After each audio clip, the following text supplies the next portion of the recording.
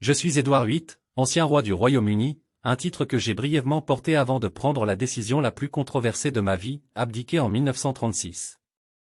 Après avoir renoncé à la couronne pour épouser Wallis Simpson, une Américaine divorcée, je suis devenu duc de Windsor. Ce fut un choix qui a choqué le monde et bouleversé ma famille, mais je ne regrette pas d'avoir suivi mon cœur. De 1940 à 1945, la Seconde Guerre mondiale faisait rage en Europe, et bien que je ne fusse plus roi, cette période a marqué un tournant dans mon existence.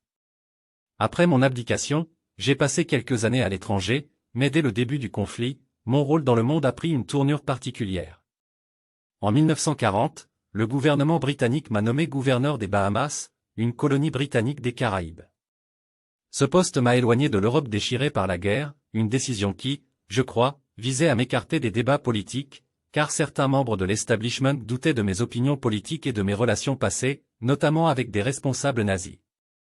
Mon lien avec l'Allemagne avait soulevé des inquiétudes avant la guerre, et bien que je n'ai jamais soutenu leur régime, mon admiration pour la culture allemande et mes rencontres avec des dirigeants allemands ont semé le doute.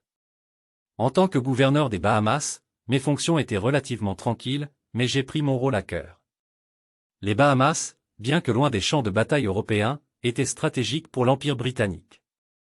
J'ai travaillé à améliorer les conditions économiques des habitants, mais ma gestion fut critiquée pour son approche parfois autoritaire. La pauvreté et les inégalités sociales étaient importantes dans cette colonie, et je me suis impliqué dans la résolution de certains conflits, notamment lors d'une violente grève des travailleurs en 1942. Pendant ce temps, Wallis et moi avons vécu une vie assez isolée, éloignée des projecteurs qui avaient autrefois illuminé ma vie en tant que prince héritier et roi.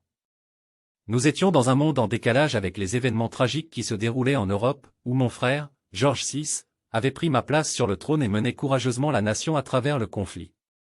Malgré les rumeurs sur mes sympathies passées avec l'Allemagne, j'ai toujours souhaité la victoire des Alliés. Cependant, mes relations tendues avec certains membres de ma famille et du gouvernement m'ont empêché de jouer un rôle plus actif dans l'effort de guerre. Mon frère George, avec qui j'ai toujours eu une relation complexe, était désormais roi, et nos divergences politiques et personnelles ont créé une distance entre nous. Les années de guerre aux Bahamas furent marquées par la solitude, mais aussi par une réflexion profonde sur mon choix d'abandonner la couronne. J'avais trouvé l'amour, mais en échange, j'avais perdu la place à laquelle j'étais destiné. À la fin du conflit, en 1945, Wallis et moi avons quitté les Bahamas pour retourner en France, où nous avons passé la majeure partie de nos années post-abdication. Ces années de guerre ont été une période de réflexion pour moi. Loin du trône et des responsabilités royales, je vivais une existence détachée des enjeux cruciaux qui redessinaient l'Europe et le monde. Mais malgré la distance et les critiques, je suis resté fidèle à mes convictions, et surtout à l'amour que j'avais choisi en renonçant au pouvoir.